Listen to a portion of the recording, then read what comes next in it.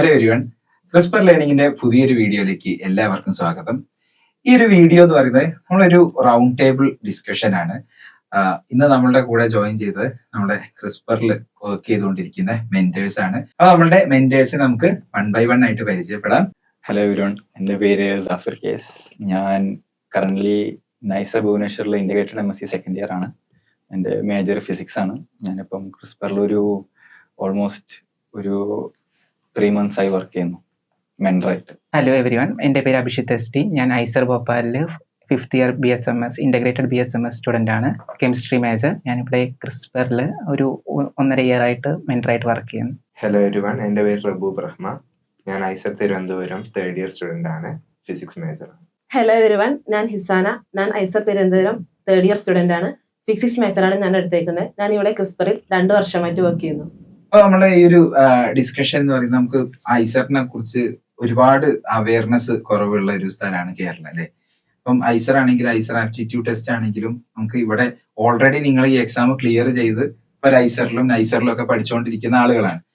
അപ്പം നമ്മളെ ഇത് കേട്ടുകൊണ്ടിരിക്കുന്ന സ്റ്റുഡൻസിനും അതുപോലെ തന്നെ സ്റ്റുഡൻസിന്റെ പാരന്റ്സിനും ഒക്കെ ഉണ്ടാകുന്ന ഒരുപാട് ഡൗട്ടുകൾ നമ്മളുടെ ഈ ഒരു ഡിസ്കഷനിൽ പല സൊല്യൂഷൻസും അല്ലെങ്കിൽ പല ഇൻസൈറ്റുകളും കിട്ടും എന്നുള്ള പ്രതീക്ഷയിലാണ് നമ്മൾ ഈ ഒരു ഡിസ്കഷൻ നടത്താനുള്ള ഒരു കാര്യം എന്ന് പറയുന്നത്. അപ്പൊ നമുക്ക് ആദ്യം അഡ്രസ് ചെയ്യേണ്ട ഒരു കാര്യം എന്ന് പറയുന്നത്, നിങ്ങളെല്ലാവരും തന്നെ റിപ്പീറ്റ് ചെയ്ത് വന്ന ആളാണ്. റബു മാത്രം റിപ്പീറ്റ് ചെയ്തിട്ടില്ല. ഐസറിന് വേണ്ടിയിട്ട് ഒരു ഡെഡിക്കേറ്റഡ് ആയിട്ടുള്ള ഒരു കോച്ചിങ് ഇല്ലാത്ത സാഹചര്യത്തിൽ നിന്നാണ് വന്നത്. അപ്പം പ്രധാനമായിട്ടും കേരളത്തിൽ 2 കോച്ചിങ് ആണുള്ളത്. ഒന്നെങ്കിൽ നിങ്ങളെല്ലാവരും തന്നെ ഒന്നെങ്കിൽ ജെഇക്ക് വേണ്ടി റിപ്പീറ്റ് ചെയ്ത ആളായിരിക്കും, അല്ലെങ്കിൽ നീറ്റിന് വേണ്ടി റിപ്പീറ്റ് ചെയ്ത ആളുകളായിരിക്കും. അപ്പൊ ഈ ഒരു ട്രഡീഷണൽ ആയിട്ട് ഈ 2 എക്സാമിന്ന് എല്ലാവർക്കും പരിചയമുള്ള എക്സാമിന്ന് ഏത് രീതിയിലാണ് ഐസർ ആപ്റ്റിറ്റ്യൂഡ് ടെസ്റ്റ് എന്ന് പറയുന്ന ഈ ഒരു എക്സാം ഡിഫറെന്റ് ആയിട്ടുള്ളത് എന്നാണ് വിചാരിക്കുന്നത്? ഞാൻ ഐസറിലോട്ട് പോകണം എന്ന് ഉറപ്പിച്ചിട്ട് എൻട്രൻസിന് വേണ്ടി തയ്യാറെടുക്കാൻ വേണ്ടി പോയ ഒരാളാണ്. അപ്പം അവൈലബിൾ ഓപ്ഷൻ ജെഇ മെയിൻസിന് മാത്രം പോകുന്നുള്ളതായിരുന്നു. ബട്ട് മോസ്റ്റ് ഓഫ് കേരളത്തിലെ തന്നെ മോസ്റ്റ് എൻട്രൻസ് ഇൻസ്റ്റിറ്റ്യൂട്ടുകൾ ജെഇ മെയിൻ ബാച്ച് ഫോക്കസ് ചെയ്യാൻ പോകുന്നത് more towards the less conceptual ക്വസ്റ്റ്യൻസിലോട്ടാണ്.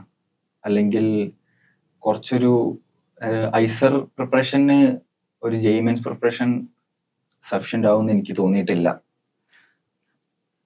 അഭിഷിത്തിന് എങ്ങനെയാണ്? അഭിഷിത്ത് എന്തായിരുന്നു, ജെഇക്ക് വേണ്ടിയാണ് റിപ്പീറ്റ് ചെയ്തത്? അതെ, ഞാൻ ജെഇക്ക് വേണ്ടിയിട്ടാണ് റിപ്പീറ്റ് ചെയ്തുകൊണ്ടിരുന്നത്. അപ്പം ജെഇ വെച്ച് കമ്പയർ ചെയ്യുമ്പം IIT എക്സാം കുറച്ചും കൂടി കൺസെപ്ച്വലി ഭയങ്കരമായിട്ട് ഒരു ഡിഫറെന്റ് ടൈപ്പ് ഓഫ് ക്വസ്റ്റ്യൻ ആണ്. കൺസെപ്ച്വലി കുറച്ചും കൂടി ടെസ്റ്റ് ചെയ്യുന്ന ടൈപ്പിലുള്ള ഒരു ക്വസ്റ്റ്യൻ ആണ്. ജെഇയും അതുപോലെ തന്നെ ഐസർ ആപ്റ്റിറ്റ്യൂഡ് ടെസ്റ്റ് 2 എഴുതിയിട്ടില്ലേ?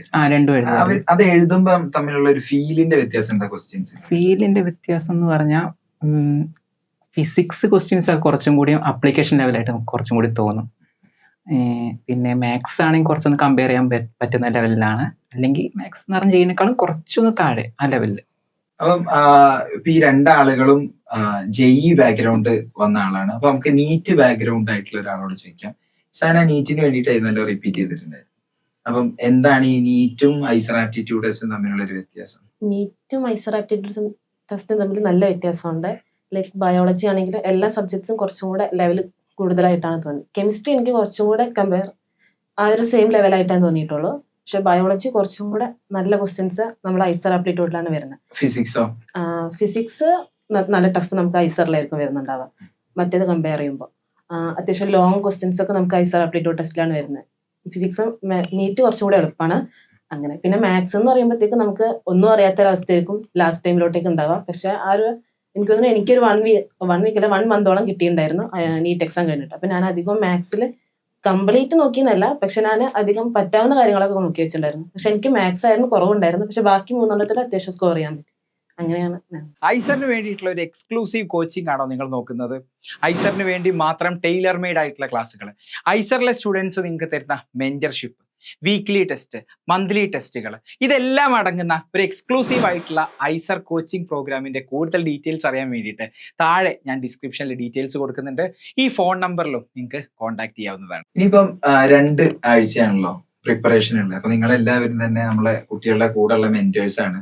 നിങ്ങൾ ഇനി 2 ആഴ്ച എങ്ങനെയാ പ്രിപ്പയർ ചെയ്യേണ്ടത്, 1 ആഴ്ച എങ്ങനെയാ പ്രിപ്പയർ ചെയ്യേണ്ടത്, എക്സാമിന്റെ തലേന്ന് എങ്ങനെ പ്രിപ്പയർ ചെയ്യേണ്ടതെന്നൊക്കെ പറഞ്ഞു കൊടുക്കുന്ന കുട്ടികൾ.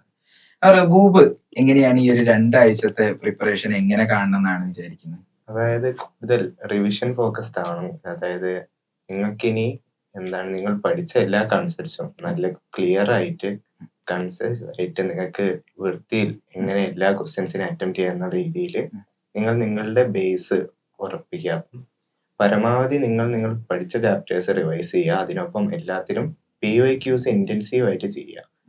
എല്ലാ വർഷത്തെയും PYQs മുഴുവനായിട്ട് ക്ലിയർ ചെയ്യുക. കാരണം PYQs ചെയ്യുമ്പോൾ തന്നെ നമുക്ക് മനസ്സിലാവും ഈ ക്വസ്റ്റ്യൻസ് എങ്ങനെയാണ് നമ്മളോട് ചോദിക്കാൻ പോകുന്നത്. അപ്പൊ ആ ലെവലിൽ പഠിക്കുമ്പോൾ എളുപ്പമായി എക്സാം എഴുതാൻ കഴിയും. ഇപ്പൊ റബൂബ് റിപ്പീറ്റ് ചെയ്തിട്ടില്ലല്ലോ. അപ്പൊ ആ ഒരു +2 കഴിഞ്ഞ ഉടനെ ഇപ്പം നമ്മുടെ ക്രാഷ് കോഴ്സിലുള്ളയും അല്ലെങ്കിൽ ഇത് കണ്ടുകൊണ്ടിരിക്കുന്ന ഓഡിയൻസ് ഒക്കെ ഒരുപാട് പേര് ഈ +2 കഴിഞ്ഞിട്ട് ഫസ്റ്റ് അറ്റംപ്റ്റിൽ ക്ലിയർ ചെയ്യാൻ വിചാരിക്കുന്ന ആളാണ്. അപ്പം ആ ഒരു സ്കൂൾ കഴിഞ്ഞിട്ടുള്ള ഒരു പ്രിപ്പറേഷനിൽ എന്തായിരുന്നു റബൂബ് ചെയ്തിട്ടുണ്ടായിരുന്നത്? കുറെ PYQs എല്ലാം തന്നെ സോൾവ് ചെയ്ത് നോക്കിയിട്ടുണ്ടായിരുന്നു. അതായത് എനിക്ക് സ്കൂളിൽ ബയോ ഉണ്ടായിരുന്നു, മാത്സ് ഉണ്ടായിരുന്നു. അന്നപ്പം എനിക്ക് ഏതെങ്കിലും ഒന്ന് ചൂസ് ചെയ്യാന്നുള്ളൊരു മൈൻഡ് സെറ്റ് എനിക്ക് ഇല്ലായിരുന്നു. കാരണം നാല് സബ്ജക്ട്സും പ്രിപ്പയർ ചെയ്യണം. ഞാൻ JEE ഫോക്കസ്ഡ് ആയിരുന്നു. പക്ഷെ എന്താണ് സ്കൂൾ ഉള്ളത് കൊണ്ട് എനിക്ക് ബയോയും അത്യാവശ്യം, അതായത് ഒന്നും ഒരു നീറ്റാണെങ്കിൽ മാത്സിന്റെ ടച്ച് വിട്ടും, അല്ലെങ്കിൽ JEE ആണെങ്കിൽ ബയോളജിന്റെ, അങ്ങനെ ഒരു പ്രശ്നം എനിക്കില്ലായിരുന്നു. അപ്പം മാക്സിമം PYQs ചെയ്യാവുന്നതായിരുന്നു എന്റെ മെയിൻ. ഇപ്പം അഭിഷിത്ത് എന്താണ് കുട്ടികൾക്ക് പറഞ്ഞു കൊടുക്കാറ്? ഈ 2 ആഴ്ച എങ്ങനെയാ കാണണ്ടേ? ഞാൻ പറയുകയാണെങ്കിൽ എന്താണ്, നമുക്ക് കുറച്ച് ലോ എഫേർട്ട് ഇട്ടിട്ട് പഠിക്കാൻ പറ്റുന്ന ചാപ്റ്റേഴ്സ് ആദ്യം നന്നായിട്ട് പഠിച്ചിട്ട് ഹൈ എഫേർട്ട് അല്ലെങ്കിൽ കുറച്ചും കൂടി ടഫ് ആയിട്ടുള്ള ചാപ്റ്റേഴ്സ് ലാസ്റ്റിലേക്ക് വെക്കുന്നതായിരിക്കും കുറച്ചും കൂടി നന്നാവുക.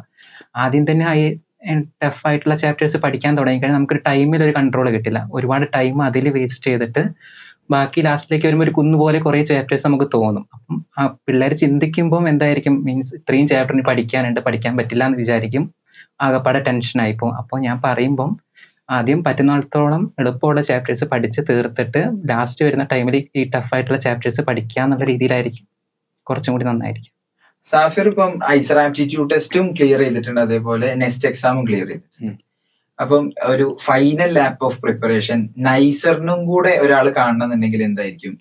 ഫൈനൽ ലാപ്പ് ഓഫ് പ്രിപ്പറേഷനിൽ എന്നെ ഏറ്റവും കൂടുതൽ ഹെൽപ്പ് ചെയ്തിട്ടുള്ള of course short notes, formula sheets. സ്വന്തം ഹാൻഡ് റൈറ്റിംഗ് ഉണ്ടാക്കി തന്നെ ഹാൻഡ് റൈറ്റിംഗിലുള്ള ഷോർട്ട് നോട്ട്സും ഫോർമുല ഷീറ്റ്സും ആണെങ്കിൽ ഐ തിങ്ക് അത് ഹോൾ ചാപ്റ്റർ റിവിഷന് അത് ധാരാളമാണ്. എസ്പെഷ്യലി ഈ ഫൈനൽ ലാപ്പിൽ നമ്മൾ മാക്സിമം 30 മിനിറ്റ്സ് ഒരു ചാപ്റ്ററിന് കൊടുക്കാൻ പറ്റുള്ളൂ. ആ സ്പീഡിൽ റിവൈസ് ചെയ്യാൻ നമുക്ക് ഇത് രണ്ടുമാണ് ഏറ്റവും കൂടുതൽ ഹെൽപ്പ് ചെയ്യുന്നത്. പിന്നെ അഭിഷിത്ത് പറഞ്ഞ പോലെ തന്നെ സ്മാർട്ടായിട്ട് റിവൈസ് ചെയ്യുക. പ്രോപ്പർലി വെയിറ്റേജ് ഡിസ്ട്രിബ്യൂഷൻ നല്ല രീതിയിൽ മനസ്സിലാക്കിയിട്ടുള്ള റിവിഷനാണ് നമ്മളെ ഹെൽപ്പ് ചെയ്യുള്ളൂ. നമുക്ക് വാസ്റ്റായിട്ട് എല്ലാം റിവൈസ് ചെയ്യാനും ബാക്ക്ലോഗ്സ് ഉണ്ടാവും, അതെല്ലാം തീർക്കാനും മനസ്സിലാവാത്തതെല്ലാം പഠിച്ചെടുക്കാനുള്ള ടൈമില്ല. 2 വീക്സ് വെരി ലെസ് ടൈമാണ്. മോക്ക് ടെസ്റ്റ് ഫോക്കസ് ചെയ്യാനാണ് ഏറ്റവും ബെസ്റ്റ് ഓപ്ഷൻ. കാരണം എന്തൊക്കെ പറഞ്ഞാലും എക്സാം അവിടെ പോയി ഇരുന്ന് ഇന്റർഫേസ് ഒക്കെ കാണുമ്പം ഒരു പേടിയും ഒരു തപ്പലും ഒക്കെ വരാതിരിക്കാൻ മാക്സിമം മോക്ക് ടെസ്റ്റ് ചെയ്യുക. നമുക്ക് മനസ്സിലാവും എനിക്ക് എവിടെയൊക്കെയാണ്, ഏതൊക്കെ സബ്ജക്ട്സിന് ഞാൻ മാർക്ക് അലോട്ട് ചെയ്യണ്ടേ, ടൈം അലോട്ട് ചെയ്യണ്ടേ, അങ്ങനെയൊക്കെയുള്ള ഒരു ഐഡിയ ഒക്കെ കിട്ടി നമ്മുടെ സ്ട്രോങ് ഫോർട്ടേഴ്സസ് എന്താണെന്ന് നമുക്ക് മനസ്സിലാവും. അപ്പം mock test and short notes ആണ് വിൽ ഹെൽപ്പ് യു ഹിയർ ഈ ലാസ്റ്റ് 2 വീക്സ് എന്ന് ഞാൻ പറയാം. ഞാനൊരു എന്താ പറയാ, ഒരു വൺ വേർഡ് പോലെ ഉത്തരം പറഞ്ഞാൽ മതി. ജസ്റ്റ് അതിന്റെ എന്താ അങ്ങനെ നിങ്ങൾ പറയാനുള്ള കാരണം എന്നും പറഞ്ഞാൽ മതി.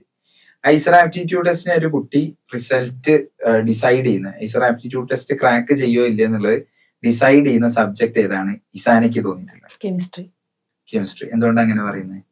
എനിക്ക് ഏറ്റവും കൂടുതൽ മാർക്സ് ഉണ്ടായിരുന്ന കെമിസ്ട്രി ആയിരുന്നു. എനിക്ക് തോന്നുന്നു കെമിസ്ട്രി മിക്ക പിള്ളേർക്കും JEE ആണെങ്കിലും നീറ്റ് ആണെങ്കിലും ആ എഴുതുന്ന പിള്ളേർക്ക് അത്യാവശ്യം നല്ല സ്ട്രോങ് ബേസ് ഉണ്ടാവും. പിന്നെ ഐസറിന് പഠിക്കുന്ന പിള്ളേർ, അപ്പൊ ആ ഒരു സബ്ജക്ട് മാത്രമേ എനിക്ക് അത്രയും നല്ലതായിട്ട് തോന്നിയിട്ടുള്ളൂ. റബൂബിന് ഏത് സബ്ജക്ട്? എന്റെ അഭിപ്രായത്തിൽ മാത്സ് ആണ്. കാരണം മാത്സ് എന്നത് എന്താണ് എല്ലാ സ്റ്റുഡൻസിനും പേടിയുള്ള സബ്ജക്റ്റ് ആണ്. ഇപ്പം JEE ആണെങ്കിലും നീറ്റ് ആണെങ്കിലും അത് എന്നെ കൊണ്ട് പറ്റുമോ എന്നുള്ളൊരു ടെൻഷൻ ഉണ്ടാവുന്ന സബ്ജക്റ്റ് ആണ് മാത്സ്. പല ആൾക്കാരും മാത്സ് ചിലപ്പം അല്ലെ നമ്മളെ മെന്റേഴ്സിനോടൊക്കെ പറയാറുണ്ട് മാത്സ് നോക്കേ ഇല്ല എന്നൊക്കെ പറയാം. അപ്പൊ ആ ഒരു ഇതില് നമുക്ക് നല്ല അഡ്വാൻറ്റേജ് ആണ്. കാരണം ബാക്കിയുള്ള സ്റ്റുഡൻസിന് കഴിയാത്ത രീതിയിലാണ്, അതായത് ആ ഒരു ടെൻഷനിലായിരിക്കും അവര്. അന്നപ്പം അവിടെ നമുക്ക് അഡ്വാൻറ്റേജ് ആണ്, നല്ല അഡ്വാൻറ്റേജ് ആണ്. എന്റെ അഭിപ്രായത്തിൽ ഫിസിക്സ് ആയിരിക്കും. ഫിസിക്സ് ആകുമ്പോൾ ബാക്കി ടെസ്റ്റസിൽ കണ്ടുവരുന്ന പോലെ ഫിസിക്സ് ഒരു ഡയറക്റ്റ് ക്വസ്റ്റ്യൻ ആയിരിക്കില്ല. ഒരുപാട് അപ്ലിക്കേഷൻ ബേസ്ഡും കൺസെപ്ച്വൽ ബേസ്ഡ് ആയിട്ടുള്ള ക്വസ്റ്റ്യൻസ് ആയിരിക്കും ഫിസിക്സിലുണ്ടാവുക. അപ്പം ഒരു JEE പഠിക്കുന്ന കുട്ടിയാണെങ്കിലും ഒരു നീറ്റ് പഠിക്കുന്ന കുട്ടിയാണെങ്കിലും ഫിസിക്സ് ചിലപ്പം അങ്ങനെ അറ്റംപ്റ്റ് ചെയ്യാൻ പറ്റിക്കോളം നിർബന്ധമില്ല. അപ്പം അവിടെ നമുക്കൊരു സ്കോറിംഗ് ഓപ്പർച്യൂണിറ്റി ഉണ്ട്. സാഫിറിന് എൻ്റെ അഭിപ്രായത്തിൽ അത് ഫിസിക്സ് തന്നെ ആവും. ബട്ട് എനിക്ക് റബു പറഞ്ഞോട് കുറച്ച് എനിക്ക് അതിനൊന്ന് പോളിഷ് ചെയ്യാനുണ്ട്. കാരണം അഫ്കോഴ്സ് മാത്സ് ബാക്കിയുള്ളവർക്ക് ചെയ്യാൻ പറ്റാത്തതാണ്. അത് ചെയ്യാൻ പറ്റാത്തതിന് റീസൺ ഉണ്ട്.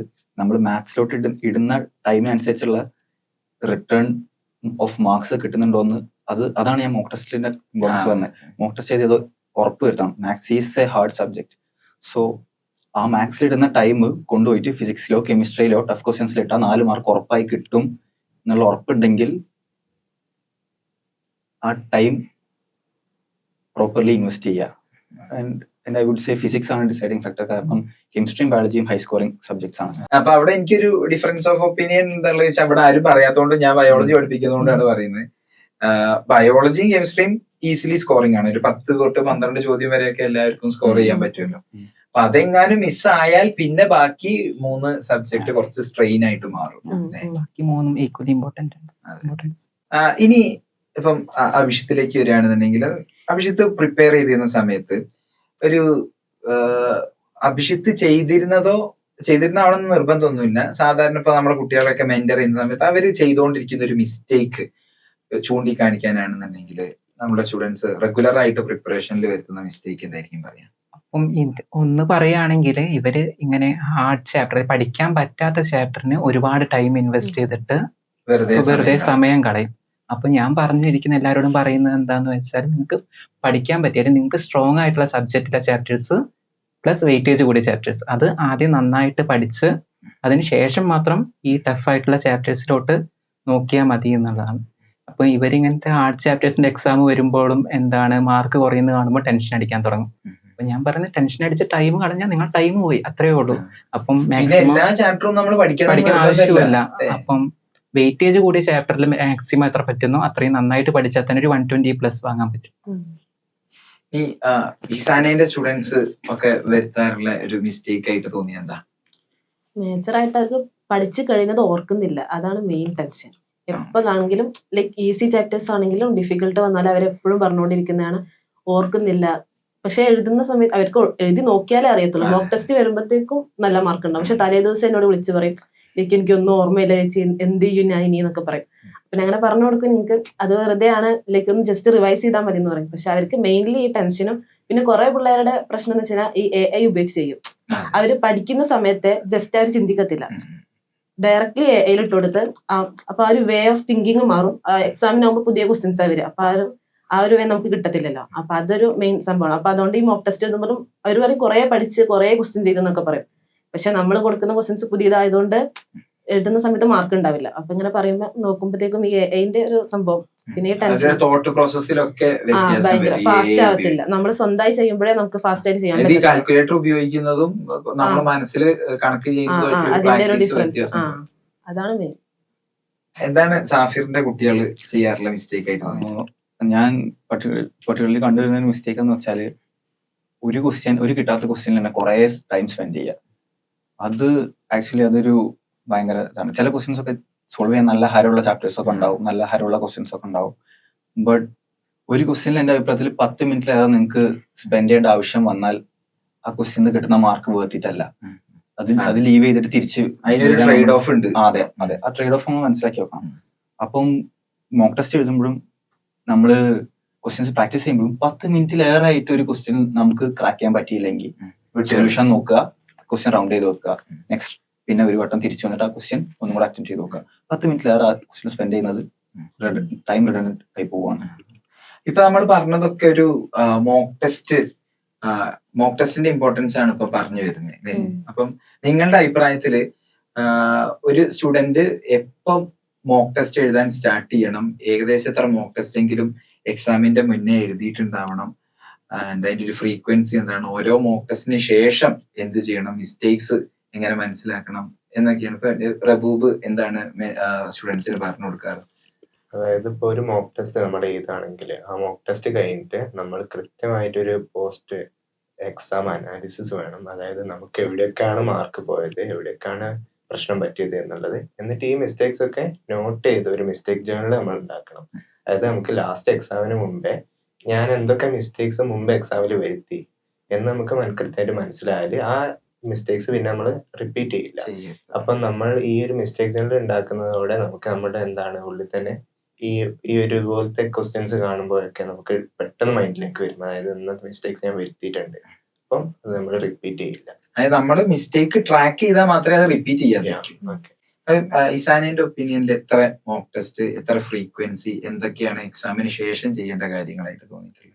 മോക്ക് ടെസ്റ്റിന് ശേഷം എന്താണ് ഒരു കുട്ടി ചെയ്യേണ്ടത്, എത്ര ഫ്രീക്വൻസിയിൽ ചെയ്യണം, എന്തൊക്കെയാണ് എക്സാമിന് ശേഷം കുട്ടി ശ്രദ്ധിക്കേണ്ടത്? എക്സാമിന് ശേഷം നമ്മൾ മാർക്ക് നോക്കും. അപ്പൊ അതിൽ മനസ്സിലാക്കണം ഏതൊക്കെയാണ് തെറ്റിപ്പോകുന്നത്, അതെല്ലാം നമ്മൾ എടുക്കും. പിന്നെ ആ സൊല്യൂഷൻ വെച്ച് നോക്കും. സൊല്യൂഷൻ നോക്കുന്നതിന് കൂടെ ഒന്നും കൂടെ ചെയ്തു നോക്കാം. ചിലപ്പോൾ ആ സമയത്തുള്ള ടെൻഷൻ കൊണ്ടാവാം തെറ്റിപ്പോയത്. അപ്പൊ അതായത് സൊല്യൂഷൻ നോക്കുന്നതിന് മുന്നേ തന്നെ ചോദ്യം ഒന്നും കൂടെ തെറ്റിച്ചതും പിന്നെ എക്സാം സബ്മിറ്റ് ചെയ്തതിന് ശേഷം നമ്മൾ വീണ്ടും ഒന്നുകൂടെ ചെയ്തു നോക്കുക. തെറ്റിച്ചതാണെങ്കിലും അറ്റംപ്റ്റഡ് അല്ലാത്തതും രണ്ടും ചെയ്ത് നോക്കിയിട്ട് നമുക്ക് കിട്ടുന്നുണ്ടോ നോക്കാം. അതിന് ശേഷം മാത്രം സൊല്യൂഷൻ നോക്കാം. എന്നിട്ട് ഈ റബു പറഞ്ഞ പോലെ തന്നെ നമുക്ക് കിട്ടാത്തതാണെങ്കിൽ ലൈക്ക് നമ്മൾ പഠിച്ചതിൽ മിസ്റ്റേക്സ് ആണെങ്കിൽ അതുപോലെ ബുക്ക്, ഞാൻ എപ്പോഴും പറയാറുള്ളതാണ് മിസ്റ്റേക്ക് ബുക്ക് ഉണ്ടാക്കി വെക്കണം. അതിൽ എല്ലാം ഹൈലൈറ്റ് ചെയ്ത് വെച്ചിട്ട് പിന്നെ എക്സാമിന് മുമ്പായിട്ട് next mock test, daily mock test ഉണ്ടല്ലോ, അപ്പൊ മോക്ക് ടെസ്റ്റിന് മുമ്പായിട്ട് ആ സംഭവം ഒന്നും കൂടെ ക്ലിയർ ആക്കുക.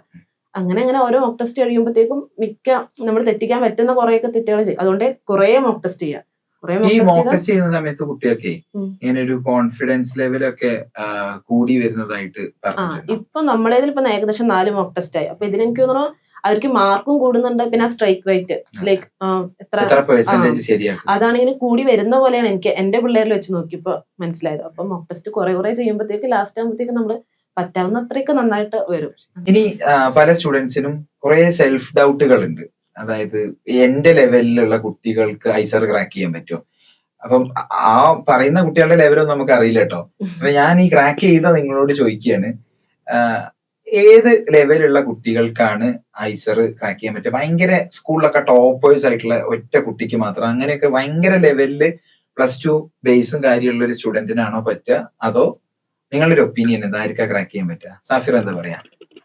അത് പറയാനാണെങ്കിൽ ഇപ്പം നമ്മൾ പറഞ്ഞ ഫസ്റ്റ് പേഴ്സൺ നല്ല ലെവലിൽ സ്കൂൾ ബേസ് ഉള്ള ഒരാൾക്ക്, അയാൾക്കും ആ ഒരു person may be crash course വെച്ചിട്ട് ഐസർ ക്രാക്ക് ചെയ്യാൻ പറ്റിയേക്കാം. ഒരു ലോ ടിയർ ഐസർ ഒക്കെ ക്രാക്ക് ചെയ്യാൻ പറ്റിയേക്കാം. ബട്ട് ഒരു സ്കൂളിലൊക്കെ ഒരു എബോവ് ആവറേജ് ആയിട്ട് ഒരു സ്റ്റുഡന്റിന് ഐ തിങ്ക് ഒരു 1 ഇയർ പ്രോപ്പർ പ്രിപ്പറേഷൻ വെച്ചാൽ സുഖമായിട്ട് ഐസർ ക്രാക്ക് ചെയ്യാം. But 1 year proper preparation, dedicated preparation, അത് കൺസെപ്റ്റ്സ് സോൾവ് ആക്കാൻ വേണ്ടിയിട്ടുള്ള ഒരു പ്രിപ്പറേഷൻ ചെയ്താൽ ക്രാക്ക് ചെയ്യാൻ പറ്റുന്നതാണ് ഐസർ. സോ യെസ്, അല്ലാതെ ക്രാഷിൽ മാത്രം ക്രാക്ക് ചെയ്യണമെങ്കിൽ സ്കൂളിലെ നിങ്ങൾ നല്ല ബേസുള്ള കുട്ടികൾക്ക് 2 മാസം ഒന്ന് പുഷ് ചെയ്താൽ ബൗണ്ടറി നിൽക്കുന്ന ആൾ അപ്പുറത്തേക്ക് കൺസെപ്റ്റ്സ് ഒക്കെ സ്ട്രോങ് ആവും. അവർക്ക് എക്സാം എഴുതിയിട്ടുള്ളതും എൻട്രൻസ് ടൈപ്പ് ക്വസ്റ്റ്യൻസ് കണ്ടുള്ള പരിചയം ഉണ്ടായാൽ മതി. അഭിഷേകത്തിന്റെ ഒപ്പീനിയൻ എന്താ? എന്റെ അഭിപ്രായം പറയുകയാണെങ്കിൽ ടോപ്പേഴ്സിനും കിട്ടിക്കോളണം നിർബന്ധമില്ല. മീൻസ് നമ്മളെ ഈ സിലബസ് ഒക്കെ വെച്ച് നോക്കുമ്പം എന്താണ് മാർക്കിന് വേണ്ടി പഠിപ്പിക്കുക, പഠിച്ച കാര്യം എഴുതുക, അത്രയുള്ള കാര്യമുള്ളൂ. അപ്പം അവർക്ക് ചിലപ്പം സയൻസിൽ ബേസ് ഉണ്ടായിക്കോളം നിർബന്ധമില്ല. ചിലപ്പോൾ ഒരു എൻട്രൻസിലെ കൺസെപ്ച്വൽ ക്വസ്റ്റ്യൻ കണ്ടാൽ അത് അനാലിസിസ് ചെയ്ത് ക്വസ്റ്റ്യന് ആൻസർ ചെയ്യാൻ പറ്റിക്കോളം നിർബന്ധമില്ല. അപ്പം ഏറ്റവും കൂടുതൽ ക്വസ്റ്റ്യൻസ് IIT ക്വസ്റ്റ്യൻസോ അല്ലെങ്കിൽ വേറെ ഏതെങ്കിലും എൻട്രൻസ് എക്സാമിന്റെ ക്വസ്റ്റ്യൻസ് കണ്ടവരും ചെയ്തവർക്കും ആയിരിക്കും കുറച്ചും കൂടി ചാൻസ് കൂടുതൽ. അപ്പോൾ ഒരു എബോവ് ആവറേജ് ഉള്ള പിള്ളേർക്ക് വരെ ഒന്ന് നന്നായിട്ട് ട്രൈ ചെയ്താൽ കിട്ടാവുന്നതേ ഉള്ളൂ. അപ്പം ഈ +1 സ്റ്റുഡൻസ് ഉണ്ടാവും, അതായത് ഇപ്പം +1ലേക്ക് വരുന്ന സ്റ്റുഡൻസ് ഉണ്ടാവും. അപ്പൊ അവർക്ക് ഒരു ഡൗട്ട് ഉള്ളത്, അതായത് റിപ്പീറ്റ് ചെയ്താലേ കിട്ടുള്ളൂ, അതായത് ഒരു ഇയർ എടുത്താൽ മാത്രമേ കിട്ടുള്ളൂ, അല്ലാതെ നിങ്ങൾ +1 ഇപ്പം സ്കൂളിന്റെ ഒപ്പം പഠിച്ചാൽ കിട്ടില്ല എന്നുള്ളൊരു അതായത് ആദ്യം ആ ഒരു തോട്ടുണ്ട്. പക്ഷെ ഞാൻ എന്റെ എക്സ്പീരിയൻസ് പറയാണ്, അതായത് നിങ്ങൾ +1 പഠിച്ചുകൊണ്ടിരിക്കുമ്പോൾ നിങ്ങൾ ഇതിനായിട്ട് എഫേർട്ട് ഇടണം. എഫേർട്ട് ഇടാതെ കിട്ടില്ല. അതായത് നിങ്ങൾ ഇതിന്റെ അത്ര ഈസി ഒന്നും ഈസി അല്ല, ഒരിക്കലും ഈസി അല്ല. പക്ഷെ ഇതിനായിട്ട് സ്പെസിഫിക് കോച്ചിങ് നിങ്ങൾ എടുത്താൽ നിങ്ങൾക്ക് സുഖമായിട്ട് അതായത് ഐസർ ക്രാക്ക് ചെയ്യാൻ പറ്റും, +1 ഒപ്പം തന്നെ. ഇനി നമുക്ക് അറിയാനുള്ളത് നിങ്ങളുടെ ഐസറിൽ ജോയിൻ ചെയ്തതിനു ശേഷമുള്ള എക്സ്പീരിയൻസ് ആണ്. അപ്പം സാഫിർ ഐസറിലാണ് ജോയിൻ ചെയ്തത്, അവിടെയുള്ള എക്സ്പീരിയൻസ് പറയാം. ഐസർ ഭോപ്പാലിന്ന് അഭിഷിത്ത് ഉണ്ട്, ആൻഡ് നിങ്ങൾ രണ്ടാളും ട്രിവാൻഡ്രത്താണ്. ട്രിവാൻഡ്രത്തെ പിന്നെ നമ്മൾ കുറെ വീഡിയോസിലൊക്കെ ചെയ്ത കാര്യമാണ്. എന്തൊക്കെയാണ് നമുക്ക് നൈസറിന്ന് സ്റ്റാർട്ട് ചെയ്യാം അല്ലെ? നൈസറിൽ എന്തൊക്കെയാണ് ഹോസ്റ്റൽ ഫെസിലിറ്റീസ്, എങ്ങനെയാണ് അവിടുത്തെ ലൈഫ്? അടിപൊളിയാണോ? നൈസറിലെ ലൈഫ് അടിപൊളിയാണെന്ന് വെച്ചാൽ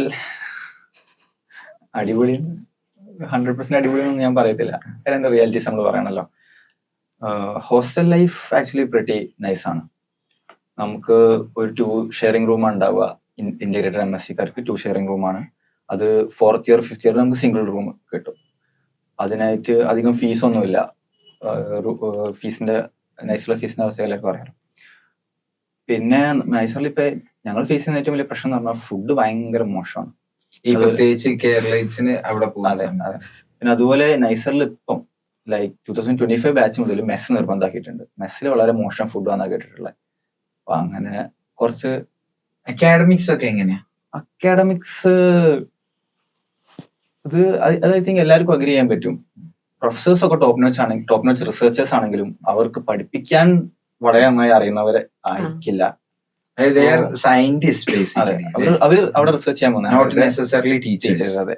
സോ അക്കാഡമിക്സ് ആക്ച്വലി ഓക്കെ ആണെന്ന് ഞാൻ പറയുള്ളൂ. നമ്മുടെ ഭാഗത്ത് നമ്മൾ എത്ര എഫേർട്ട് ഇടണോ അത്രയും മെച്ചപ്പെടും അക്കാഡമിക്സ്. പ്രൊഫസേഴ്സിന് എഫേർട്ട് ഇടുന്ന കുട്ടികളെ ഇഷ്ടമാണ്, വേണ്ട സപ്പോർട്ടൊക്കെ അവർ ചെയ്യും. അതെ അതെ. കയ്യിലെടുത്ത് ഇല്ല നമ്മൾ സ്കൂളൊന്നും കണ്ട ഒരു സിസ്റ്റം അല്ല. +2 കഴിഞ്ഞോട് കൂടിയിട്ട് കഴിഞ്ഞു. അത് ഏത് കോളേജാണ്? അതെ. അത് ഇന്നലെ പഠിച്ച ടോപ്പിക് ഇന്ന് പഠിച്ചു ഇന്ന ക്ലാസ്സിൽ ഒന്നും മനസ്സിലാവില്ല. സോ നമ്മൾ ഇടുന്ന എഫേർട്ടിനനുസരിച്ചിരിക്കും നമ്മുടെ അക്കാഡമിക്സ് അങ്ങനെ പോകുന്നു എന്നുള്ളത്.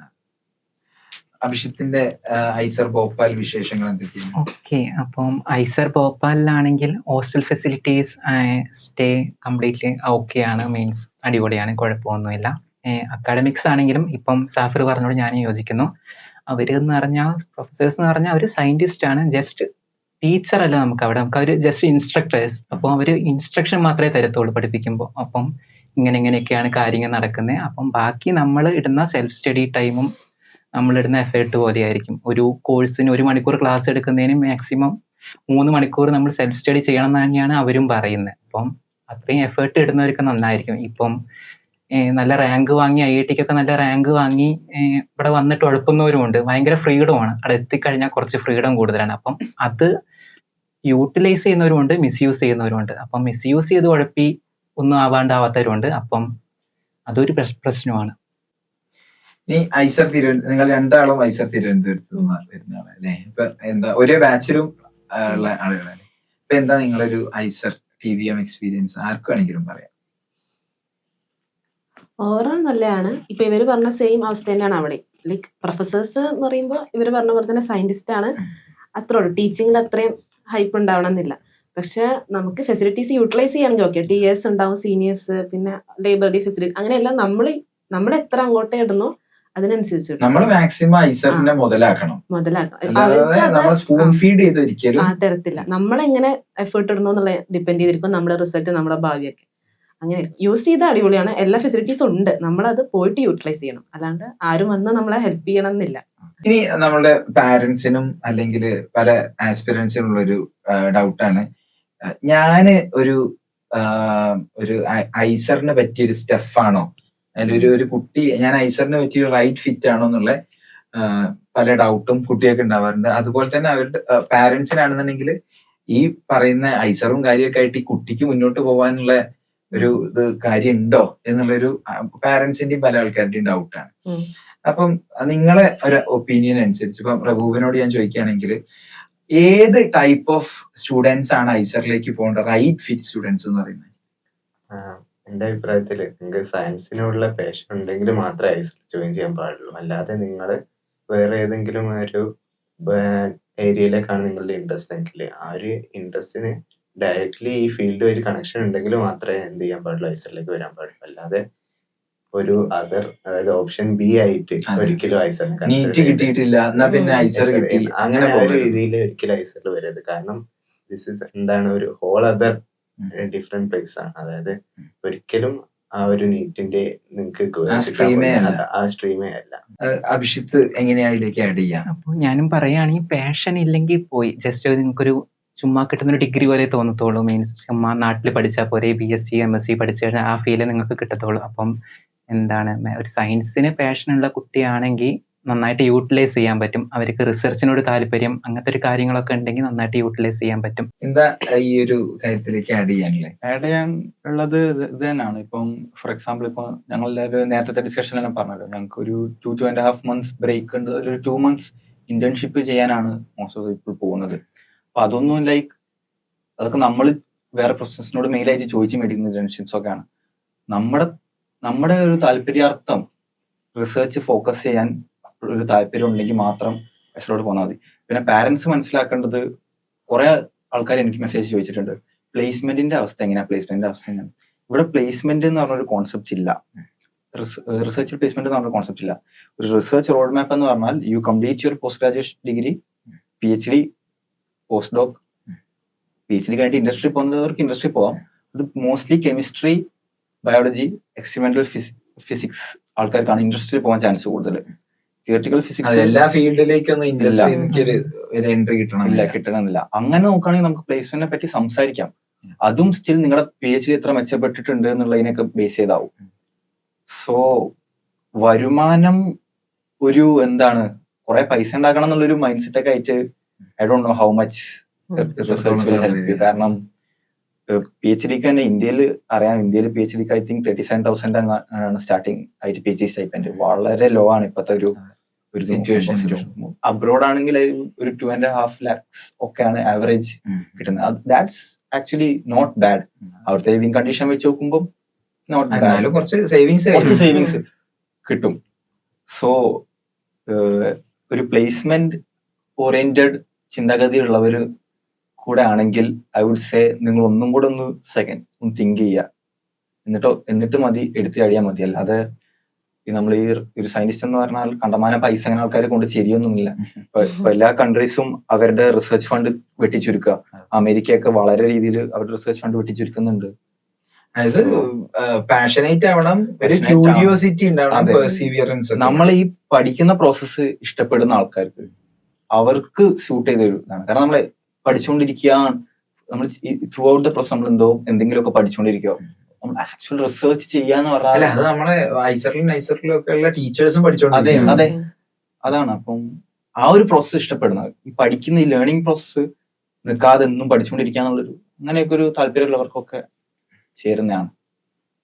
ഇനിയിപ്പോ നമ്മളത് പറഞ്ഞതിന്റെ ബാക്കിയായിട്ട് വരുന്ന ഒരു കാര്യമാണ് ഐസർ അല്ലെങ്കിൽ IAS ഒക്കെ കഴിഞ്ഞാലുള്ള ഓപ്പർച്യൂണിറ്റീസ്, കരിയർ ഓപ്പർച്യൂണിറ്റീസ്. അപ്പം അതെനിക്ക് പറയാൻ എനിക്ക് തോന്നുന്ന അഭിഷിത്ത് ഇപ്പൊ ഫൈനൽ ഇയറിലുള്ള ഒരു സ്റ്റുഡന്റ് ആയതുകൊണ്ട് തന്നെ കുറച്ചും കൂടിയൊക്കെ ഐസർ ഭോപ്പാലിൽ കുറച്ചും കൂടെ സ്പെസിഫിക് ആയിട്ടുള്ള പുതിയ കോഴ്സുകളും ആഡ് ചെയ്തിട്ടുണ്ട് അല്ലേ? ഇപ്പൊ എന്തൊക്കെയാണ് BSMS കഴിഞ്ഞാലുള്ള, അതേപോലെ അവിടെ ഒരു BTech വരുന്നുണ്ട്, അവിടെ ഉള്ള ഒരു സ്പെഷ്യൽ കോഴ്സസിന്റെ ഒക്കെ അതിനൊക്കെ ശേഷമുള്ള ഒരു ജോബ് ഓപ്പർച്യൂണിറ്റീസ് അല്ലെങ്കിൽ കരിയർ ഓപ്പർച്യൂണിറ്റീസ് എന്തൊക്കെയാണ് വരുന്നത്? ഓക്കെ, ഞാനിപ്പം എൻ്റെ ഡിപ്പാർട്ട്മെന്റിനെ പറ്റി പറയുകയാണെങ്കിൽ, കെമിസ്ട്രീനെ പറ്റി പറയുകയാണെങ്കിൽ, ഇപ്പം ബാച്ചിൽ ഒരു 30 അല്ലെങ്കിൽ 40 പേരുണ്ടെങ്കിൽ അവര് മോസ്റ്റ് ഓഫ് ദ സ്റ്റുഡൻറ് ഒരു 30 അല്ലെങ്കിൽ 33 പിള്ളേരൊക്കെ പോകുന്നത് PhDക്ക് ആയിരിക്കും. പ്ലേസ്മെന്റ്സ് നോക്കുന്നവർ ഭയങ്കര കുറവാണ് കെമിസ്ട്രിയിലൊക്കെ നോക്കുന്നവരാണെങ്കിൽ. പിന്നെ കുറേ പേര് പിന്നെ മടുത്തിട്ട് പോകുന്നവരുണ്ടാവും, മീൻസ് MS നിർത്തി ഇനി അങ്ങോട്ട് പഠിക്കാൻ വയ്യാൻ തോന്നുന്നവരുണ്ടാവും. അപ്പം അവർ ചിലപ്പം ക്വിറ്റ് ചെയ്തിട്ട് പിന്നെ വേറെ ഗവൺമെന്റ് ജോബ് നോക്കിയിട്ടും അങ്ങനെയൊക്കെ പോകും. പ്ലേസ്മെന്റ്സ് കെമിസ്ട്രിയിൽ നോക്കുന്നവർ കുറവാണ്, മീൻസ് ഉണ്ട്, ഓപ്ഷൻസ് ഉണ്ട്, നടത്തുന്നുമുണ്ട്. അപ്പം അപ്ലൈ ചെയ്യുന്നവർ കുറവാണ് അതിൽ. പിന്നെ BTechന്റെ കാര്യമാണെങ്കിൽ BTechലും നല്ല രീതിയിലുള്ള പ്ലേസ്മെന്റ്സ് ഇപ്പം ഭോപ്പാലിലുണ്ട്. പിന്നെ പ്രശ്നം വരുന്നത് എന്താണെന്ന് വെച്ചാൽ ഇവർ പ്ലേസ്മെന്റിന് ഇപ്പം ഒരു സ്ഥാപനത്തെ കിട്ടിക്കഴിഞ്ഞാൽ കയറി കഴിഞ്ഞിട്ട് പിന്നെ പഠിക്കാനെന്ന് പറഞ്ഞിട്ട് ഇറങ്ങും. അവിടുന്ന് പഠിക്കാനെന്ന് പറഞ്ഞിട്ട് ഇറങ്ങിക്കഴിഞ്ഞാൽ ആ ഒരു തന്ന പ്ലേസ്മെന്റ് എന്നൊരു കമ്പനിയാണെങ്കിൽ അവർ പിന്നെ നമ്മുടെ ഇൻസ്റ്റിറ്റ്യൂട്ടിനെ അങ്ങോട്ട് ബ്ലാക്ക് ലിസ്റ്റ് ചെയ്യും. ഇൻസ്റ്റിറ്റ്യൂട്ടിനെ അങ്ങോട്ട് ബ്ലാക്ക് ലിസ്റ്റ് ചെയ്യും. പിന്നെ ഈ ഇൻസ്റ്റിറ്റ്യൂട്ടിലോട്ട് അവർ പ്ലേസ്മെന്റിന് വരില്ല. അപ്പം പ്ലേസ്മെന്റ് നോക്കുന്നവർ അതിനായിട്ട് തന്നെ നിൽക്കണം. പിന്നെ അവിടെ പോയിട്ട് പിന്നെ എനിക്ക് പഠിക്കാൻ പറഞ്ഞു പോകണം എന്ന് പറഞ്ഞു കഴിഞ്ഞാൽ ബാക്കിയുള്ള ഇൻസ്റ്റിറ്റ്യൂട്ടിനെ ബാധിക്കും, ബാക്കിയുള്ള സ്റ്റുഡൻസിനെയും ബാധിക്കും.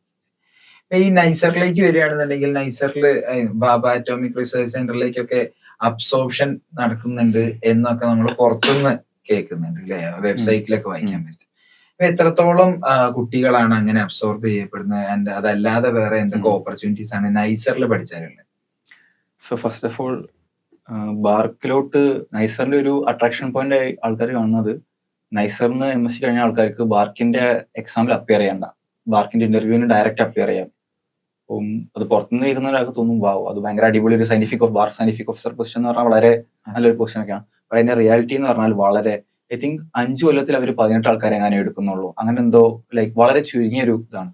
അതൊരു നല്ല ഓപ്പർച്യൂണിറ്റി ആയിട്ട് ഞങ്ങളുടെ സീനിയേഴ്സ് ഒക്കെ പറഞ്ഞിട്ടുള്ളത് അതൊരു നല്ല ഓപ്പർച്യൂണിറ്റി ആയി അതായത് അങ്ങനെ ഒരു അട്രാക്ഷൻ കണ്ടിട്ട് നമ്മള് നൈസറിലോട്ട് വരുന്ന അത് മാത്രം കണ്ടിട്ട് അത് വരും. മാത്രം കാരണം പിന്നെ അതൊരു എന്തൊക്കെ വളരെ- ഓപ്പർച്യൂണിറ്റിയാണ് അതിനുശേഷം ഉള്ളത്?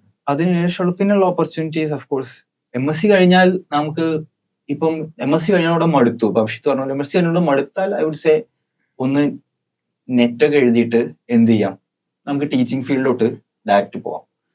അല്ലെങ്കിൽ നമ്മൾ MSc ചെയ്യുന്നതിനൊപ്പം തേർഡ് ഇയറിലെ ഗേറ്റ് എഴുതിയിട്ട് നമ്മുടെ ഗേറ്റ് സ്കോർ വെച്ചിട്ട് നമുക്ക് IITസിലൊക്കെ PhDക്ക് കയറാൻ പറ്റും. അങ്ങനെ ഗേറ്റ് എഴുതി PhDക്ക് കയറാൻ പറ്റും. അല്ലെങ്കിൽ MSc കഴിഞ്ഞിട്ട് നമ്മൾ അബ്രോഡ് PhD ഓപ്ഷൻസ് എടുക്കണം. അത് മോസ്റ്റ്ലി അത് നമ്മൾ എങ്ങനെ എടുക്കാന്ന് വെച്ചാൽ കോൾഡ് മെയിൽ അയച്ചിട്ട് തന്നെ പ്രൊഫസറിനോട് മെയിൽ അയക്കുക, CV അയക്കുക, ഇതാണ് എന്റെ റിസർച്ച് അതായത് പിന്നെയുള്ള ഓപ്പർച്യൂണിറ്റീസ് എന്ന് പറഞ്ഞാൽ ഐസർ പോലെ തന്നെ റിസർച്ച് ഫീൽഡിലുള്ള ഓപ്പർച്യൂണിറ്റി സെയിം തന്നെ. അപ്പൊ ഇനി നമ്മളുടെ ഐസർ ആപ്റ്റിറ്റ്യൂഡ് ടെസ്റ്റിന് വളരെ കുറച്ച് ദിവസങ്ങളേ ഉള്ളൂ അല്ലേ? അപ്പം എക്സാം ഒക്കെ എഴുതാൻ പോകുന്ന കുറച്ചൊക്കെ ടെൻഷനിലിരിക്കുന്ന കുട്ടികളുടെ അടുത്ത് എന്തെങ്കിലും ഒരു എക്സാമിനേഷൻ ടിപ്പായിട്ട് പറഞ്ഞു കൊടുക്കാന് എന്താണ് അഭിഷേകത്തിന് പറയേണ്ടാവുക? അപ്പോൾ ഞാൻ പറയുകയാണെങ്കിൽ എന്താണ്, നിങ്ങൾ എക്സാം എഴുതി തുടങ്ങുമ്പം ഒരു ക്വസ്റ്റ്യൻ കാണുമ്പോൾ അതിൻ്റെ മുകളിൽ അങ്ങോട്ട് ഇരുന്ന് പോകാൻ പാടില്ല. അപ്പം ഒരു ക്വസ്റ്റ്യൻ നോക്കിയിട്ട് കിട്ടുന്നില്ല എന്നുണ്ടെങ്കിൽ അപ്പം സ്കിപ്പ് അടിച്ചു പോവുക. ഒരു റൗണ്ട് മൊത്തം നമ്മൾ എന്ത് ചെയ്യുക, ക്വസ്റ്റ്യൻ നോക്കുമ്പോൾ ഈസി ക്വസ്റ്റ്യൻസ് അപ്പം ചെയ്തു പോവുക. അങ്ങനെ ഒരു 2-3 റൗണ്ട് ആക്കി മാറ്റുക. മീൻസ് കുറച്ച് ഈസി ഉള്ള ക്വസ്റ്റ്യൻ ആദ്യം ചെയ്യുക, പിന്നെ ഒരു റൗണ്ട് ആദ്യം തുടങ്ങുമ്പോൾ കുറച്ചൊന്ന് ടൈം കൊടുത്ത് എഴുതാൻ പറ്റുന്ന ക്വസ്റ്റ്യൻസ് ചെയ്യുക. പിന്നെ ഒരു തേർഡ് റൗണ്ടിൽ നമ്മൾ എന്ത് ചെയ്യുക, കുറച്ച് നല്ല ഹാർഡ് ക്വസ്റ്റ്യൻ ചെയ്യാനുള്ള ടൈം കൊടുക്കുക. അപ്പോൾ നിങ്ങൾക്ക് ടൈമിലൊരു കൺട്രോൾ കിട്ടും. മറ്റേത് ടൈം തീരെ കൺട്രോൾ ചെയ്യാൻ പറ്റില്ല അങ്ങനെ ഓർഡറിൽ തന്നെ പോകുമ്പോൾ. അപ്പം ഇങ്ങനെ 2-3 റൗണ്ടായിട്ട് ചെയ്യുമ്പം കുറച്ചും കൂടി നല്ലതായിരിക്കും. പിന്നെ കെമിസ്ട്രി ഒക്കെ പഠിക്കുമ്പോൾ, ഞാൻ കെമിസ്ട്രീൻ്റെ കാര്യം പറയുന്നത് എന്താണെന്ന് വെച്ചാൽ ഞാൻ കെമിസ്ട്രി ആയതുകൊണ്ട് ഓക്കെ. അപ്പം കെമിസ്ട്രി പഠിക്കുമ്പം ഈ ഓർഗാനിക് ഒക്കെ നിങ്ങൾക്ക് ഭയങ്കര വൊളറ്റൈൽ ആയിട്ട് തോന്നും. മീൻസ് ഇന്ന് പഠിച്ചാൽ ചിലപ്പോൾ നാളെ തന്നെ മറന്നു. അത് ഓർഗാനിക് കെമിസ്ട്രീൻ്റെ ഒരു സ്വഭാവമാണ്. അത് പഠിപ്പിക്കുന്ന ആളുതാല് കുട്ടീൻ്റെ ഒരു പ്രശ്നമല്ല, അത് പഠിച്ചു കഴിഞ്ഞാൽ പെട്ടെന്ന് മറന്നു. അപ്പം ദിവസം പഠിക്കുമ്പോൾ ഈ 20 ദിവസമാണെങ്കിൽ ഒരു അരമണിക്കൂർ വെച്ചിട്ട് കെമിസ്ട്രിയിലെ നെയിം റിയാക്ഷനുകളൊക്കെ ഒന്ന് അരമണിക്കൂർ വെച്ച് എല്ലാ ദിവസവും റിവൈസ് ചെയ്യാൻ നോക്കുക. അപ്പോൾ അത് നല്ല ഹെൽപ്ഫുൾ ആയിരിക്കും. പിന്നെ പഠിക്കുമ്പം വേണമെങ്കിൽ ചാപ്റ്റേഴ്സിൻ്റെ ഒക്കെ ഒരു ചാപ്റ്റർ ഒരു 1 പേജ് ഷോർട്ട് നോട്ടൊക്കെ എഴുതിയൊക്കെയാണെങ്കിൽ എക്സാമിന് തലേന്ന് നോക്കാൻ ഭയങ്കര ഹെൽപ്ഫുൾ ആയിരിക്കും. മറ്റേത് ഒരു തലേന്ന് എല്ലാ ചാപ്റ്ററും മറച്ചു നോക്കാന്ന് പറഞ്ഞാൽ ഭയങ്കര ബുദ്ധിമുട്ടായിരിക്കും. അപ്പം ഒരു ചാപ്റ്ററിൽ സ്വന്തം കയ്യിൽ എഴുതിയാണെങ്കിൽ അത്രയും നല്ലത്. അപ്പം അത്രയും കൂടി കുറച്ചും കൂടി നന്നായിട്ട് നോക്കാൻ പറ്റും. അപ്പൊ ഇനി റബൂബ് ആണെന്നുണ്ടെങ്കിൽ എന്താ ഒരു എക്സാം ടിപ്പ് ഒക്കെ പറഞ്ഞു കൊടുക്കാം? അതായത് ഇപ്പം ചിലർക്ക് ഉണ്ടാകും, നിങ്ങൾക്ക് ഒരു സബ്ജക്റ്റിനോടോ അല്ലെങ്കിൽ ഒരു ചാപ്റ്ററിനോടോ നമുക്ക് കുറച്ച് ഇമോഷണലി അറ്റാച്ച്ഡ് ആയിരിക്കും. അപ്പൊ ആ ഒരു ഇമോഷണൽ അറ്റാച്ച്മെന്റ് കാരണം ആ ഒരു ചാപ്റ്ററിന് വന്ന ക്വസ്റ്റ്യൻസോ അല്ലെങ്കിൽ ഒരു പക്ഷേ നമുക്ക് ഒരു സബ്ജക്റ്റിൽ നമുക്ക് എക്സാമിൽ പെർഫോം ചെയ്യാൻ കഴിയുണ്ടാവില്ല. അപ്പൊ അത് നമുക്ക് ബാക്കിയുള്ള സബ്ജക്ട്സിനെ ഒരിക്കലും ബാധിക്കാൻ പാടില്ല. അതായത് ബാക്കിയുള്ള സബ്ജക്ട്സ് നമ്മൾ എഴുതുമ്പോൾ ആ ഒരു വേറെ ചാപ്റ്റേഴ്സിന്റെ ക്വസ്റ്റ്യൻസ് നമുക്ക് ഇത് എഴുതാൻ കഴിഞ്ഞില്ലല്ലോ എന്നുള്ള ഒരു ചിന്ത കൊണ്ട് നമ്മുടെ കോൺഫിഡൻസ് നല്ല താനും നമുക്ക് എന്താണ് നെഗറ്റീവ് അടിക്കാനുള്ള ചാൻസസ് നല്ല കൂടുതലാണ്. അപ്പൊ അങ്ങനെ ഒരു ഇമോഷണൽ അറ്റാച്ച്മെന്റ് നമ്മൾ എന്താണ് മാർക്സിനെ എഫക്ട് ചെയ്യാൻ പാടില്ല. ഓക്കെ, അപ്പം ഈ മോക്ക് ടെസ്റ്റ് ഒക്കെ എഴുതുമ്പോൾ എന്ത് ചെയ്യാൻ നോക്കുക, മാക്സിമം 3 മണിക്കൂർ തന്നെ ഇരുന്ന് എക്സാം എഴുതാൻ നോക്കുക. ഈ IITയിൽ നിങ്ങൾക്ക് എക്സാം കഴിഞ്ഞു എന്നിട്ട് ഇറങ്ങിപ്പോകാനൊന്നും പറ്റില്ല എക്സാം എഴുതുമ്പോൾ. അപ്പം മോക്ക് ടെസ്റ്റ് ഒക്കെ പ്രാക്ടീസ് ചെയ്യുമ്പോൾ 3 മണിക്കൂർ തന്നെ ഇരുന്ന് എഴുതാൻ നോക്കുക. ചിലപ്പോൾ എക്സാം 1 മണിക്കൂറിൽ നിങ്ങൾക്ക് അറിയുന്ന ക്വസ്റ്റ്യൻ എഴുതി കഴിയും. പക്ഷേ നിങ്ങൾ എന്ത് ചെയ്യും, ഒറിജിനൽ എക്സാം വരും, ബാക്കി 2 മണിക്കൂർ നോക്കിയുമ്പോൾ സ്ക്രീനിൽ ബാക്കി എല്ലാ ക്വസ്റ്റ്യൻ വൈറ്റ് കളർ ആയിട്ട് തോന്നും. അറ്റംപ്റ്റ് ചെയ്യാത്ത ക്വസ്റ്റ്യൻ വൈറ്റ് കളർ ആയിട്ട് തോന്നും, കുറച്ച് ഗ്രീൻ കളറും ബാക്കിയൊക്കെ വൈറ്റ് ആയിട്ട് തോന്നും. അപ്പം ഒരു ടെൻഡൻസി വരും കറക്കി കുത്തിയാലോ എന്ന്. അപ്പം കറക്കി കുത്തുന്നത് തെറ്റാന്നല്ല ഞാൻ പറയുന്നത്, നിങ്ങൾക്ക് പ്രോബബിലിറ്റി ഒക്കെ എടുത്തിട്ട് ഇത്ര ക്വസ്റ്റ്യൻ ശരിയാവാൻ ചാൻസ് ഉണ്ട്, റൂൾ ഔട്ട് ചെയ്യാൻ പറ്റുമെങ്കിൽ കുറച്ചൊക്കെ കറക്കി കുത്താം. ഓക്കെ, അപ്പം ആ ഒരു ടെൻഡൻസി മാത്രം ആരും എടുക്കരുത്. റൂൾ ഔട്ട് ചെയ്യാൻ പറ്റുമെങ്കിൽ ഓക്കെ, ആ ടെൻഡൻസി ഒഴിവാക്കാൻ വേണ്ടിയിട്ടാണ് പറയുന്നത് എന്താണ് 3 മണിക്കൂർ തന്നെ ഇരുന്നിട്ട് മോക്ക് ടെസ്റ്റ് എഴുതാൻ നോക്കുക. അപ്പം ഒരു മൈൻഡ് കൺട്രോൾ കിട്ടും, മീൻസ് കറക്കി കുത്താണ്ടിരിക്കുക. ഇനി നമ്മുടെ ഈ ഒരു ഡിസ്കഷൻ എൻഡ് ചെയ്യുന്നതിന്റെ മുന്നേ എനിക്ക് നിങ്ങളെ എല്ലാവരോടും ചോദിക്കാനുള്ള ഒരു ചോദ്യം എന്ന് പറഞ്ഞാൽ, നിങ്ങളൊന്ന് വീണ്ടും ഈ എക്സാം എഴുതേണ്ടി വരികയാണെങ്കിൽ, ഈ നിങ്ങൾ ഒന്ന് പ്രിപ്പറേഷൻ റീസ്റ്റാർട്ട് ചെയ്യുകയാണെങ്കിൽ എന്ത് വ്യത്യാസമായിരുന്നു ആദ്യം എഴുതിയ രീതിയിൽ നിന്ന്, എന്ത് പ്രിപ്പറേഷനിൽ എന്ത് ഡിഫറൻസ് ആയിരിക്കും നിങ്ങൾ കൊണ്ടുവരാന്ന് അറിയാൻ എനിക്കൊരു ക്യൂരിയോസിറ്റി ഉണ്ട്. ഇസാനിയാണെന്നുണ്ടെങ്കിൽ എന്ത് ഡിഫറൻസ് ആയിരിക്കും കൊണ്ടുവരിക ആദ്യം നടത്തിയ പ്രിപ്പറേഷൻ? ഞാൻ മുമ്പ് ചെയ്തുകൊണ്ടിരുന്നത് ഈ കംഫർട്ടബിൾ ആയ ചാപ്റ്റേഴ്സിനെ ഭയങ്കരമായിട്ട് ഒഴിവാക്കുന്ന രീതിക്കായിരുന്നു. എന്നിട്ട് ഈ ഹൈ വെയിറ്റേജ് അല്ല, ഈ ബുദ്ധിമുട്ടുള്ള ചാപ്റ്റേഴ്സിൽ കുറച്ചും കൂടെ സമയങ്ങൾ ലൈക്ക് ടെൻഷൻ ആയതുകൊണ്ട് എനിക്ക് മറ്റേത് അറിയാലോ, ഇത് തീരെ അറിയുന്നില്ല രീതിക്ക് ഞാൻ അതിൽ തന്നെ കൂടുതൽ സമയം സ്പെൻഡ് ചെയ്യും. അപ്പോൾ എന്താണ്ടാ വെച്ചാൽ മറ്റേത് റിവൈസ് ചെയ്യുകയും ചെയ്യത്തില്ല, അതിനത്ര ഇമ്പോർട്ടൻസ് ഇല്ല. അപ്പൊ എനിക്ക് അതിൽ നിന്നൊക്കെ വരുന്ന ചെറിയ ക്വസ്റ്റ്യൻസ് കൂടുതൽ ഞാൻ മിസ്സാക്കിയിട്ടുണ്ടായിരുന്ന അതിൽ നിന്നൊക്കെ വന്നത്. പക്ഷെ ഇതിനത്ര ക്വസ്റ്റ്യൻസ് വരൂല്ല. ലൈക്ക് 1-2 ക്വസ്റ്റ്യൻസ് ഒക്കെ നമുക്ക് കിട്ടാൻ പോകുന്നുള്ളൂ, ഡിഫിക്കൽട്ടി നമ്മൾ കുറെ പഠിച്ചിട്ടുണ്ടെങ്കിലും. അപ്പൊ എനിക്ക് തോന്നുന്നു നല്ല കംഫർട്ടബിൾ ആയിട്ടുള്ളത് എപ്പോഴും നമ്മുടെ കൂടെ ഉണ്ടാവുക. അതിനെ കംപ്ലീറ്റ്ലി ഒഴിവാക്കാണ്ട് അതിന് ഇമ്പോർട്ടൻസ് കൊടുക്കുക, അത് റിവൈസ് ചെയ്യാനൊക്കെ നോക്കാം. ആ ഒരു മിസ്റ്റേക്ക് ആണ് ഇനി ചെയ്യാതിരിക്കാൻ ശ്രമിക്കുക. റബൂബ് എന്ത് വ്യത്യാസം വരുത്ത പ്രിപ്പറേഷനിൽ? ബയോളജി കുറച്ചുകൂടി ഫോക്കസ് ചെയ്യായിരുന്നു. അതായത് ഞാൻ JEE സ്റ്റുഡന്റ് ആയിരുന്നു അന്നപ്പം. ഞാൻ ബയോളജി എനിക്കറിയായിരുന്നു, അതായത് സ്കൂൾ ലെവലിൽ NCERT ലെവലിൽ അതായത് കൺസെപ്ച്വലി ചോദിക്കും, അതായത് നീറ്റിന്റെ ക്വസ്റ്റ്യൻസ് പോലെയല്ല ചോദിക്കുക. അപ്പം അതുകൊണ്ട് ഞാൻ എന്ത് ചെയ്തു, കുറച്ച് ചാപ്റ്റേഴ്സ് മാത്രം ബയോളജി സെലക്ട് ചെയ്ത് പഠിച്ചു, ബാക്കിയുള്ള ചാപ്റ്റേഴ്സ് ഞാൻ തീരെ ഇഗ്നോർ ചെയ്തു. അപ്പൊ ക്വസ്റ്റ്യൻസ് കാണുമ്പോൾ ഞാൻ ഒന്നുകൂടി നല്ലോണം പഠിച്ചിരുന്നെങ്കിൽ എനിക്ക് ചെയ്യാൻ പറ്റുന്നുള്ളൊരു തോന്നലുണ്ടായിരുന്നു. അപ്പം അതിനി എഴുതുകയാണെങ്കിൽ അത് ഉണ്ടാവരുത്. അതെ, ആ ഒരു ക്വസ്റ്റ്യൻസ് കൂടി എനിക്ക് അറ്റൻഡ് ചെയ്യണമെന്നുണ്ടായിരുന്നു. ഓക്കെ, അപ്പം ഞാൻ പറയുകയാണെങ്കിൽ ഞാൻ IIT ഫോക്കസ്ഡ് ആയിരുന്നു. അപ്പം ഒരു കൊല്ലം അതിനുവേണ്ടി റിപ്പീറ്റ് ചെയ്തു. പിന്നെ ഈ ഒരു എക്സാം എഴുതി. മീൻസ് എൻ്റെ ഒരു സെക്കൻഡ് ഓപ്ഷൻ ആയിരുന്നു, കാര്യം പറയേണ്ട ഒരു സെക്കൻഡ് ഓപ്ഷൻ ആയിരുന്നു ഐസർ. അപ്പം അതിനുവേണ്ടി എക്സാം എഴുതുമ്പോൾ ഞാൻ ബയോളജീൻ്റെ ഗ്യാപ്പ് ടച്ച് അങ്ങോട്ട് വിട്ടുപോയി. ഒരു കൊല്ലം തീരെ നോക്കാതെ വന്നപ്പം ബയോളജി തീരെ നോക്കാത്ത ഇഷ്യൂ വന്നു. പക്ഷെ ക്വസ്റ്റ്യൻ വായിച്ചപ്പം ഒന്ന് മീൻസ് ഡയറക്റ്റ് ക്വസ്റ്റ്യനും ഒരു അപ്ലിക്കേഷൻ ടൈപ്പ് ക്വസ്റ്റ്യൻ ആയിട്ട് തോന്നി. അപ്പോൾ ഒന്ന് നോക്കിയിരുന്നെങ്കിൽ കിട്ടുമായിരുന്നു എന്നുള്ള തോന്നലും. പിന്നെ IIT PYQs അങ്ങനെ ഞാൻ പ്രാക്ടീസ് ചെയ്തില്ല. IIT മീൻസ് JEE ലെവലിൽ മാത്രം ചെയ്ത് നോക്കിയതുകൊണ്ട്. എനിക്ക് പറയാനുള്ളത്, നമ്മൾ മോക്ക് ടെസ്റ്റ് ഒക്കെ എഴുതുമ്പോൾ ശ്രദ്ധിക്കേണ്ട ഒരു കാര്യമാണ്. സോ നമുക്ക് 4 സബ്ജക്ട്സ് ഉണ്ട്. അപ്പം 4 സബ്ജക്ട്സ് നോർമലി ഞാൻ ചെയ്തിരുന്ന, എനിക്ക് ഫിസിക്സ് ഏറ്റവും ഇഷ്ടം. ഫിസിക്സ് എഴുതി തുടങ്ങും ഒരു മൊമെന്റം കിട്ടാൻ വേണ്ടിയിട്ട്. ഫിസിക്സ് എഴുതി തുടങ്ങും, എന്നിട്ട് അത് കഴിഞ്ഞിട്ട് കെമിസ്ട്രി പോവും, ബയോളജി പോവും, എന്നിട്ട് മാത്സിലോട്ട് പോകും. അപ്പോൾ അതിലൊരു പ്രശ്നം ഉണ്ടായിരുന്നു, കാരണം ഫിസിക്സിൽ ഞാനങ്ങ് മുഴുകി പോകും. അപ്പോൾ lot of time physics heat up ചെയ്യും, എന്നിട്ട് കെമിസ്ട്രി റഷ് ത്രൂ വേണ്ടി വരും. കെമിസ്ട്രി വളരെ മാർക്ക് കിട്ടുന്ന സബ്ജക്റ്റാണ്, പക്ഷെ നെഗറ്റീവ് അടിക്കാൻ നല്ല ചാൻസ് ഉള്ള സബ്ജക്റ്റാണ്. അങ്ങനെ ബയോളജിയിൽ എത്തുമ്പോഴേക്കും ഓൾമോസ്റ്റ് ടൈം കഴിയാനായി കാണും. പിന്നെ ബയോളജിയിലേക്ക് ഒരു ഭദ്രപ്പാടിൽ അതും കൂടെ ചെയ്യുമ്പം കുറെ നെഗറ്റീവ് മാർക്ക് വാങ്ങിക്കൊണ്ടൊരു അവസ്ഥ വന്നിട്ടുണ്ടായിരുന്നു. അപ്പൊ എൻ്റെ ഒരു അഭിപ്രായത്തിൽ നിങ്ങൾ ലൈക്ക് പ്രോപ്പർലി നിങ്ങൾക്ക് ചെയ്യാൻ പറ്റുന്ന സബ്ജക്ട് കെമിസ്ട്രി, ഞാൻ ലാസ്റ്റിലോട്ട് തിരുത്തിയൊരു മിസ്റ്റേക്കാണ്, കെമിസ്ട്രിന്ന് അറ്റൻഡ് ചെയ്ത് തുടങ്ങി. കാരണം കെമിസ്ട്രി ഈസ് ഒരു ന്യൂട്രൽ സബ്ജക്റ്റാണ്, ചെയ്യാൻ എളുപ്പമാണ്, സ്റ്റിൽ മാർക്ക് കിട്ടുന്ന ഒരു സബ്ജക്റ്റുമാണ്. ഒരു മൊമെന്റം ക്രിയേറ്റ് ചെയ്യാൻ ഏറ്റവും ബെസ്റ്റ് എൻ്റെ അഭിപ്രായത്തിൽ കെമിസ്ട്രിന്ന് തുടങ്ങിയിട്ട് അങ്ങനെ പോവുക. കാരണം ഈ മോക്ക് ടെസ്റ്റ് എഴുതുമ്പോൾ നമ്മൾ ടൈം അലോട്ട് ചെയ്യുന്നത് ഭയങ്കര ഇമ്പോർട്ടന്റ് ആണ്. ആ ഒരു സ്ട്രാറ്റജി എക്സാമിൽ അത് വളരെ സബ്ജക്റ്റീവാണ്. അതുകൊണ്ട് എല്ലാവരും ആ ഒരു ഇത് മൈൻഡ് വെക്കണം. ഏത് സബ്ജക്ട് ഞാൻ കൂടുതൽ ടൈം അലോട്ട് ചെയ്യുമ്പോഴാണ് എന്റെ മാർക്ക് കൂടുന്നതെന്നുള്ളത്. അതാണ് പ്രഭു പറഞ്ഞ പോലെ പോസ്റ്റ് എക്സാം അനാലിസിസിൽ ഉൾപ്പെടുത്തേണ്ട ഒരു ഇമ്പോർട്ടന്റ് കാര്യമാണ് നമ്മുടെ time allotment and mark return കിട്ടുന്നത്. നമ്മളുടെ ഈ ഒരു ഡിസ്കഷൻ ഐസറിനൊക്കെ വേണ്ടി പ്രിപ്പയർ ചെയ്യുന്ന സ്റ്റുഡൻസിന് ഒരുപാട് ഇൻസൈറ്റുകൾ കൊടുക്കുന്ന ഒരു ഡിസ്കഷൻ ആയിരിക്കും. ഇപ്പം നിങ്ങളുടെ മെന്റീസ് ആയിട്ടുള്ള സ്റ്റുഡൻസിനൊക്കെ പറഞ്ഞു കൊടുക്കുന്ന ടിപ്സ് ആണ്. അതെല്ലാവരും കൂടെ ഇരുന്ന് നമ്മൾ ഈ ഒരു ക്രിസ്പറിന്റെ ഓഫീസിലേക്ക് നിങ്ങൾ വന്ന്, നിങ്ങളുടെയൊക്കെ വെക്കേഷൻ ടൈം ആണ് അല്ലേ, അപ്പം വെക്കേഷനിൽ നമ്മളെല്ലാവരും ഒന്ന് ഗെറ്റ് ടുഗദർ പോലെ വന്ന് ഈ നിങ്ങളുടെ ഇൻസൈറ്റുകളെല്ലാം ഷെയർ ചെയ്തതിന് വളരെയധികം നന്ദി. തീർച്ചയായിട്ടും ഈ വർഷം ഐസർ എഴുതുന്ന എല്ലാ സ്റ്റുഡൻസിനും ഒരുപാട് വാല്യൂസ് ഈ ഒരു ഡിസ്കഷനിൽ കിട്ടും എന്നാണ് ഞങ്ങൾ പ്രതീക്ഷിക്കുന്നത്. അപ്പൊ ഈ വീഡിയോ നിങ്ങൾക്ക് ഇഷ്ടപ്പെട്ടിട്ടുണ്ട് എങ്കിൽ ഐസർ എഴുതുന്ന എല്ലാ സ്റ്റുഡൻസിനും ഈ വീഡിയോ നിങ്ങളൊന്ന് ഷെയർ ചെയ്ത് കൊടുക്കുക. അപ്പൊ ഈ വർഷം ഐസർ എക്സാം എഴുതാൻ പോകുന്ന എല്ലാവർക്കും all the very best and thanks for joining.